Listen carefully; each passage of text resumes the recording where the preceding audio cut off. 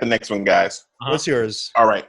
Okay, so staying with DC fandom, did you guys see the trailer for Suicide Squad?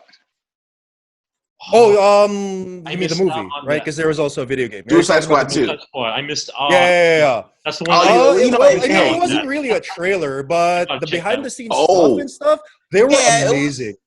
It was I loved it. Dude, I loved it. Okay. I was like, I'm all It's aboard amazing. for Does it look like it's Polka going to be Dot Man and the Weasel. Does it look consistent? It's going to be the first. No. It looks better. It looks like Guardians of the Galaxy.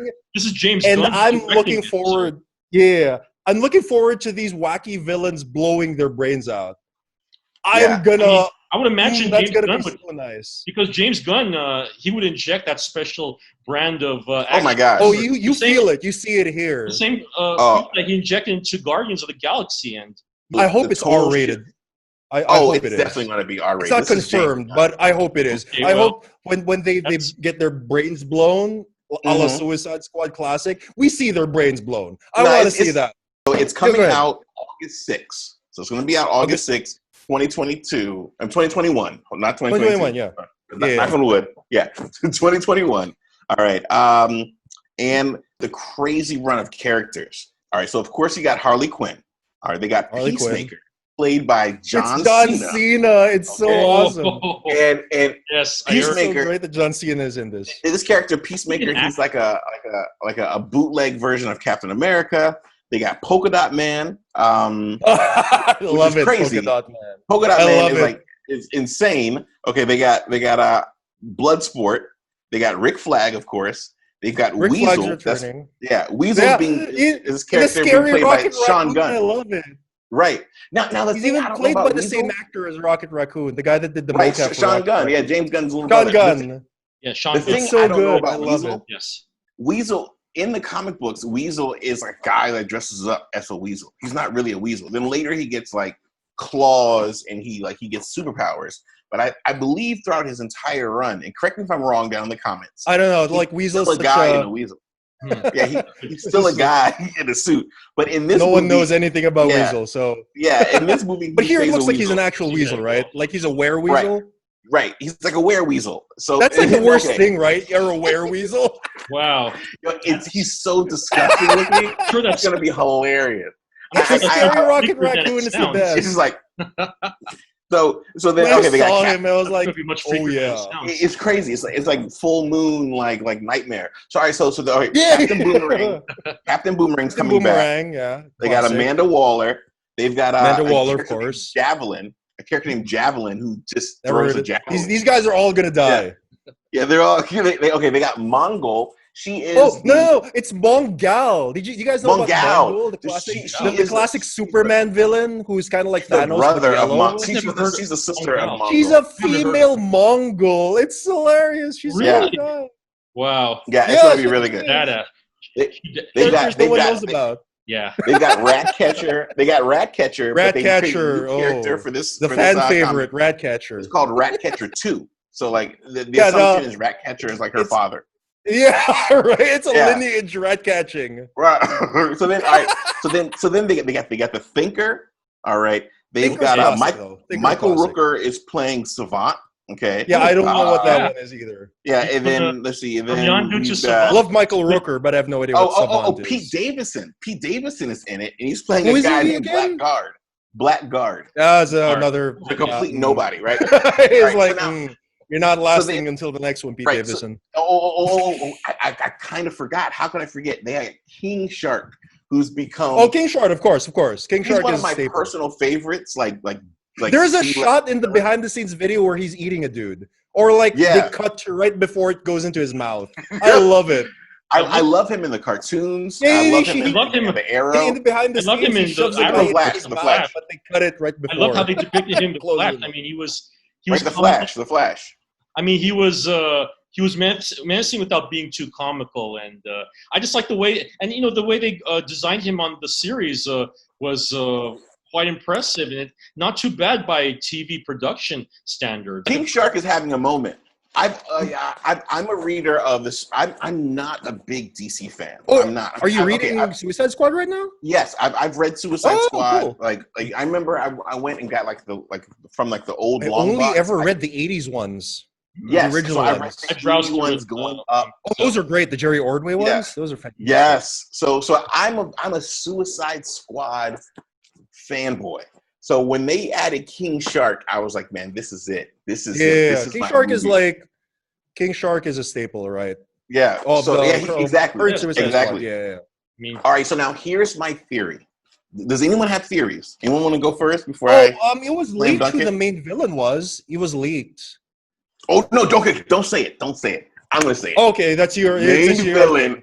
This is what I think. This is what I think the main villain is. Starro. Oh yeah, that was leaked. It was leaked during the thing, but no one confirmed it. So I guess it's true because no one denied it either. So if you don't know, guys out there, Starro is an alien. He's an alien starfish. Basically. Alien what? Is this alien starfish? He's an alien idiots starfish. Are fighting alien starfish. Whoa! And love it. He's a mind control. He's a mind control creature. Tell the people how they mind control people. I think I've seen him. They stick a starfish on your face. Yes, I've seen him in a couple of episodes. I think wasn't it in that one episode he made? He gave Batman dreams about him being. That was a different one. That was the flower thing, the Black Rose. Well, that was that's right. Right. Okay. I know what you're talking about. Okay. Yes. In Superman, the animated adventure Superman, he kind of took up Brainiac's cause. When he defeated Brainiac, he got all the animals that Brainiac was basically keeping a zoo, and that's why Brainiac wants Superman, at least in the cartoon. So Superman defeats Brainiac, but then he finds all these freaking like sole survivors of planets that Brainiac has killed or at least collected, and he puts them in his Fortress of Solitude.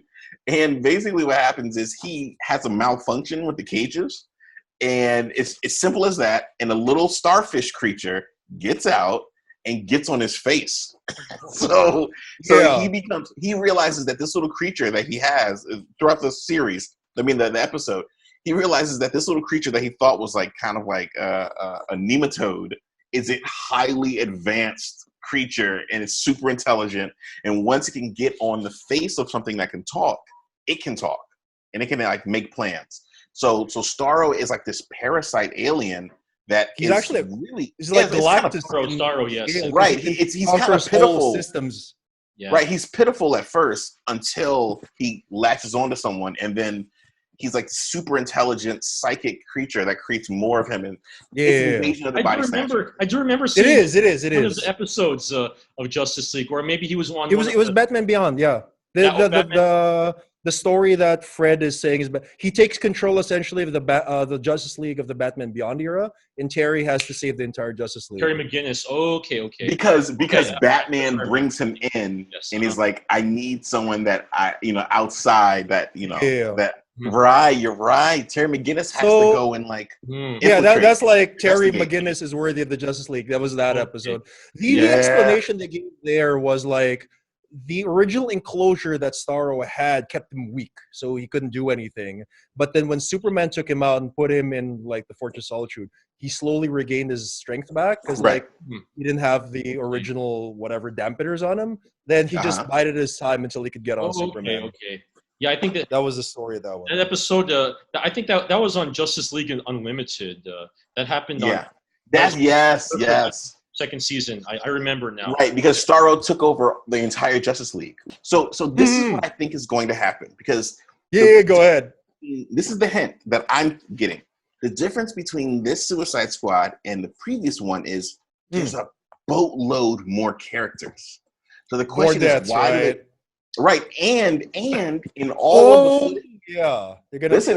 Here we go. This is go ahead. You get to tell it. You get to tell it. So in all of the footage, there seems to be two teams. Okay, and this has been I've been cherry picking from different theories that also had this idea and sort of putting it together into my own mega theory. So this isn't my idea. I've been picking from different sources and putting together what I think makes the most sense. So this is what I believe happened. I believe because the place when you look at the trailer, they're storming a beach. So they're already by the there water. is that. I remember that. Starro is aquatic. Okay, I believe Starro comes to Earth. Okay, he comes to Earth like on like a beach of a totalitarian sort of like fascist state somewhere in like Central America or South America.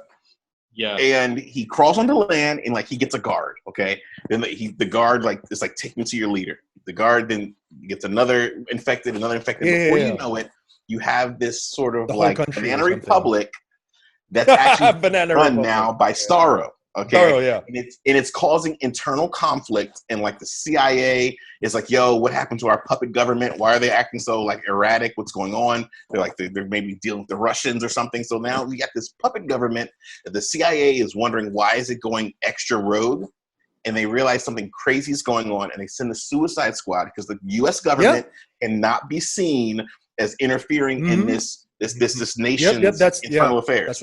So they send the first team. Okay, they send the first team, which is like the break off your arm guy, like javelin, and all these characters. Rick Flag, right? So they send that first team of the more completely like, not super famous, the more expendable team, right? Not the Idris Elba team, or the Harley Quinn-less team. Disposable. Yes, the disposables. Yes. So the extra disposables, right? So they send them like, Amanda Waller is embedded with the CIA, and she's like, I got the perfect team for this. Like, okay, I got some jokers to go figure out what's going on. They go, and then they get attacked by Starro. They're completely that makes sense. Yeah. So then, but they at least get intel. They get enough intel to be like, yo, this is not what you think. Like, this is like whatever. And they relay the information that it's Starro. Okay, they do that. I can just imagine like one of them sends a message, but then it's like a broken message. Right. And the entire movie are figuring it out. What did he mean by this and that? Yeah. Right. And then they say then Amanda Waller goes, we have to create a team specially designed to take out Starro. So they get King Shark because he's a freaking shark. Okay, he can eat starfish. Okay, of course they get Harley Quinn because they got to get people to watch it. Okay, then they go. Idris Elba's part of this team because there's the like shots of their what's his name? Bloodsport. Bloodsport. Yes, of course. That's the Rick Flag. They need a shooter. They need a shooter, so they get Idris Elba, and he dies. He dies because that's why you get Will Smith later. I hope so, because the only reason Will Smith isn't in this one because Will Smith didn't scheduling conflict. Here's what lets me know that I'm really right. Okay, because they put the thinker on that team. So now you got a psychic. You go against a psychic. You've got an aquatic Savant creature. Might be a psychic. Is Savant a psychic? Intriguing villain. He sounds like a psychic, right? No, I don't know. I just know he's going to die in his bright red jammies. He's like a hacker. I liked how they did the Thinker in the Flash series, so I'll be intrigued with how they do the Thinker in this. Yeah. And then they have Polka Dot Man. And then they have Polka Dot Man is part of the Harley Quinn. Polka Dot Man. And then they have you can see him there. The girl that they created for this series. What's her name? Yeah, she has like a weird name, Soul something or whatever. Soul Sarah. Now I think she is. Is she an original character? She's She's an original character, but I think there's another character that she's like kind of like gender swapped with. Soul Sarah. Character that it's Soul something else. We'll write it down below in the little text. But I believe she's a character that has nanite hands. There's a character with nanite hands who has a very similar name as her, and is also Hispanic, I believe. So this character is a lock picker. His hands are now made out of nanite. Oh, that's useful for Suicide Squad. Right. So they're gonna all right. So this lock picker is going to get us in. Thinker is going to take down the psychics, and King Shark is going to eat them. Oh. Okay. And then here's the thing that really lets me know.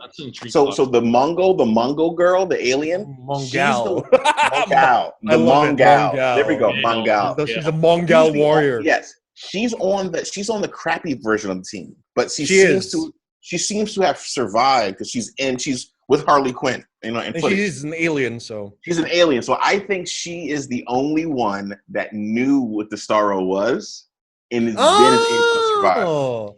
Yeah, you good with this theory, Fred. All right, so makes sense to me. That's my click type theory.